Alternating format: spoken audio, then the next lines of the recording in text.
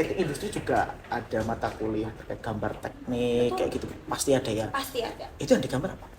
Yang digambar part mesin, komponen mesin. Oke. Mungkin di teknik-teknik lain juga gambar, kayak misalnya arsitektur, objeknya adalah rumah. Ini dia, gedung. Nah, kalau misalnya teknik industri adalah part.